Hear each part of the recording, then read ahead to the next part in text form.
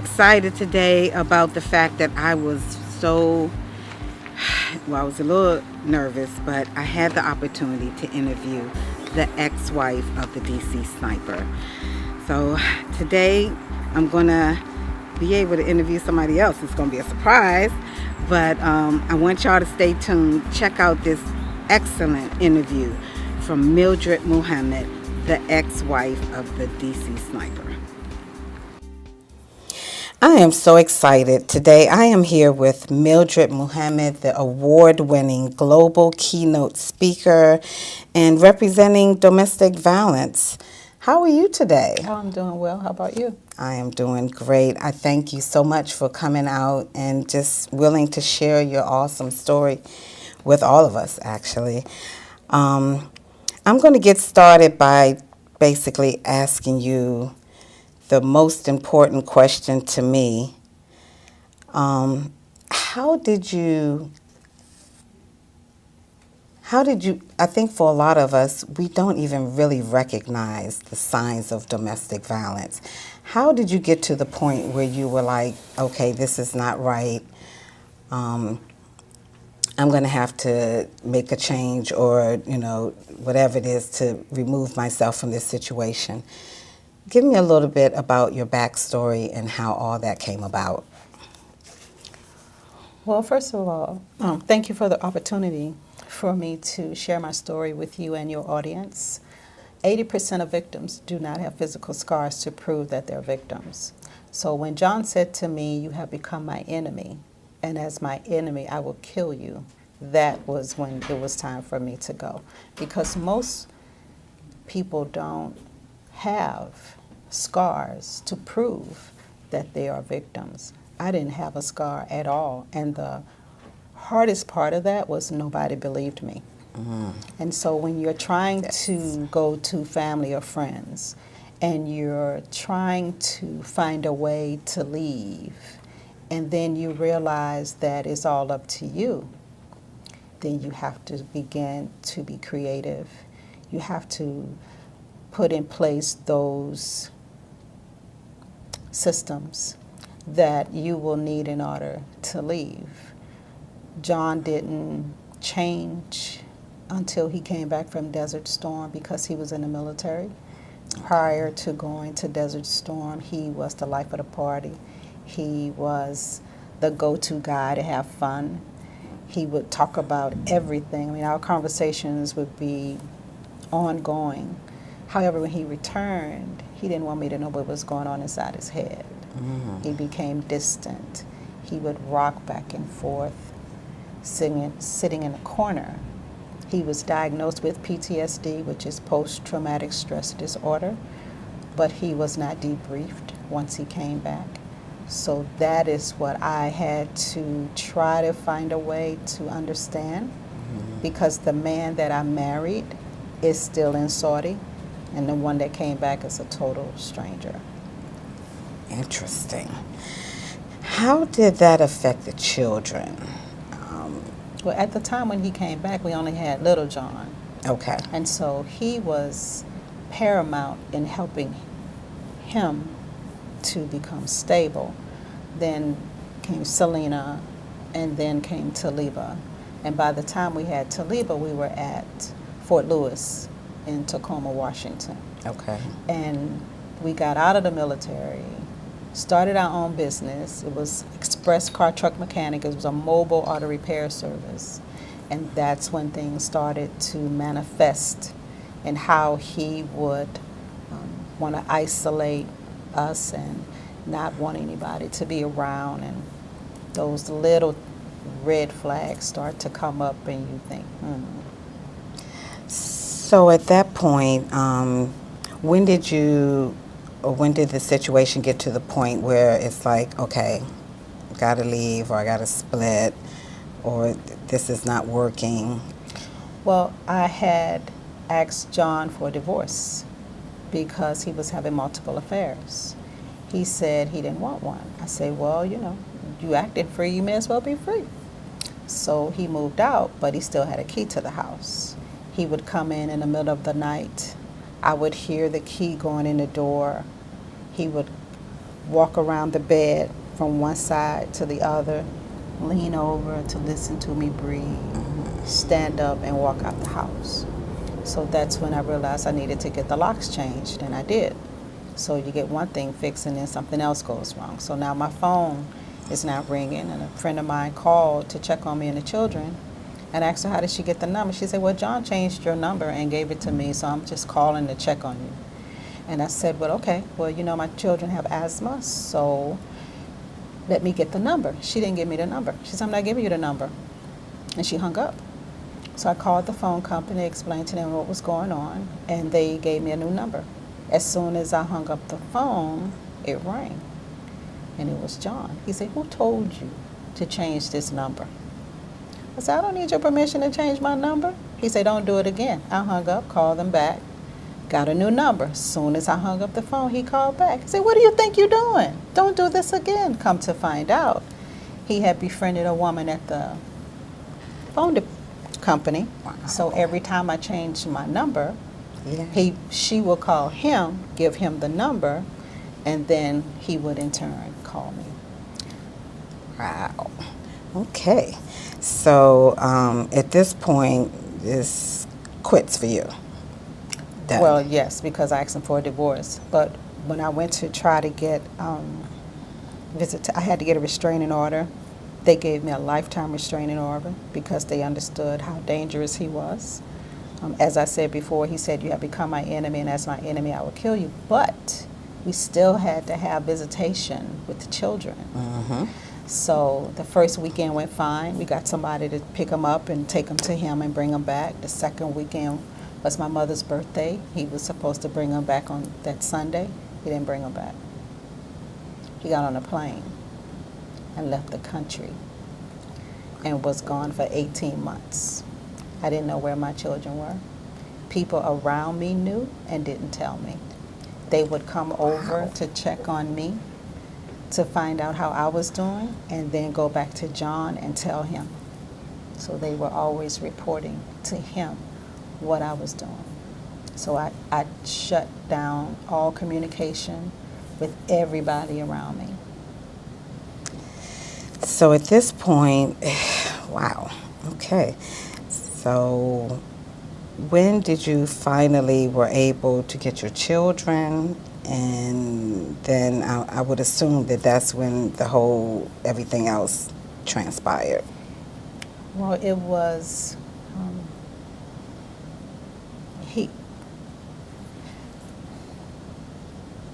after he took the children, my cycle wouldn't go off. So I lost 3 units of blood. I passed out. They took me to the hospital. They put me on a blood transfusion. John called my mother and said, I'm on my way to kill your daughter. Somebody told him I was in the hospital. So she called the hospital. They took me out of that room, put me in another room, posted a guard outside my door. The social worker came and said, you can't go home. They put me in hiding in a shelter, changed my name, changed my clothes. Nobody knew where I was. So once I was in the shelter, I was able to get my restraining order, get my divorce. My mom was over here in Maryland. My sister called and asked me to come to help her, which I did. That's when I came over here. Went into hiding again, called the FBI, told them what was going on. They said that because this was an ongoing case, they couldn't help me. Mm-hmm. And they asked me to call the office in Seattle because that's where it started. Mm-hmm. So I called them and told them what was going on, and they said, well, you know, Miss Muhammad, since we know he's looking for you, what we want to do is we want to put you in the middle of a parking lot, use you as a decoy. This way we can lure him out. I said, excuse me? It's going to be a headshot. You're not going to know which way the bullet came from. They said, we're just trying to help you out. And I hung up the phone, so I didn't go through with that. So it wasn't until August the 31st of 2001 that I got my children back and had to fly back to Tacoma. Had to face John in the court. He tried to attack me in the courthouse. And that's when they flew us back to BWI and I laid low. I didn't go anywhere. I didn't call anybody. I didn't do anything. So fast forward to the shootings. They told us to look for 2 Caucasians in a white box truck. So I'm looking for that, and I'm looking for John, because he's going to kill me. And I know it's going to be a headshot. And I know he's going to bury me somewhere where nobody will be able to find me. So I guess a lot of people really don't know the full backstory to all of that. They don't. It wasn't about people, it was about you. It was. It wasn't about 2 black men in a Chevy trying to put $10 million on a stolen credit card. It was about, the theory was he was killing innocent people to cover up my murder so that he could come in as the grieving father and get custody of our children and the $100,000 compensation they were giving to the victims of the sniper. Wow. So prior to, say, October the 23rd, ATF knocked on my door, said, we need for you to come down to the police station. And that's when they say, Miss Muhammad, we just going to have to tell you, we're going to name your ex-husband, he was my ex-husband, as the sniper. But do you think he would do something like this? I looked around the room and I said, yeah. They said, well, why would you think that? I said, because he said I could take a small city, terrorize it. They would think it would be a group of people and it would only be me. I said, why would you do something like that? I say, well, he changed the subject. And that's when law enforcement said to me, Ms. Muhammad, didn't you know you were the target? I say, why would I think that? I say, well, there was a man shot 6 times down the street from you. There was another man shot in the abdomen 2 miles from you. You were the target. And they put me and my children, my sister, my brother-in-law in protective custody until they caught him. That's the part people don't know. Right, right. Thank you. I know It's not. Yeah. We good. And that's a good thing. That's a great thing. Doesn't bother me. Yeah. So, thank you so much for that. And for women that are going through this now, I'm sure that I even think back about the woman that was set on fire. There's just so many stories. But I think a lot of women just do not know what to do. I know you're a spokesperson now. What do you have that can empower and help women that are going through what you went through? And maybe not as much, the end type part of your story, but just in general, the things that we go through or women have gone through with the controlling. How can they get away from it? What suggestions do you have? Well, because 80% of victims do not have physical scars to prove that they're victims, then that means that they may not even know they're in an abusive relationship. So I would suggest the first thing to do is get a sheet of paper, draw a line down the middle, one side pros, the other side cons.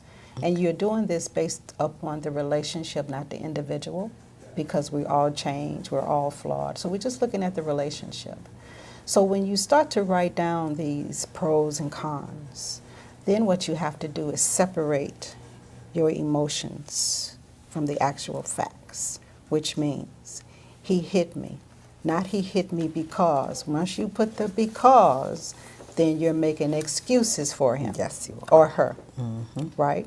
So when you write a pro, he paid the bill today. Don't put the because. Pros and cons, straight like that. Just like Judge Judy says, just the facts. Just the no facts. Dr. Phil, Oprah type emotions that you have attached to that item that you're listing. Just the facts. Because you cannot make a decision based on emotions. You will go back every time. Every time. So you have your facts. Whatever is at the end of the pros, if you have more pros than cons, then you look at the cons and say, you know what? We can work on this. We can work on this relationship and we can get this right. But if the cons outweigh the pros, you have a decision to make. You have a decision to make. Some choose to leave, some choose to stay. But understand that's your decision. and no one should interfere with how you decide to live your life. It is your decision. If you stay, it's your decision. If you leave, it's your decision. If you decide to leave, the best resource that is available right now is a website called domesticshelters.org. Okay. It is a national resource. You go to that website, you type in your state, and it will bring up the cities. Click on your city, and all of the resources for your city is listed there. It is the best one. It has legal representation. There are articles to read if you want to find out more information about your situation, on what to do, how to handle a narcissist or a sociopath, right? Yes. That's the best resource that we have now. That is awesome. Domesticshelters.org. Shelters.org. Very good. Thank you for sharing that. Yes, ma'am. So in closing, I want you to, I know you said that for you, you did some self-counseling because, you know, you weren't able to really depend on any other type of counseling.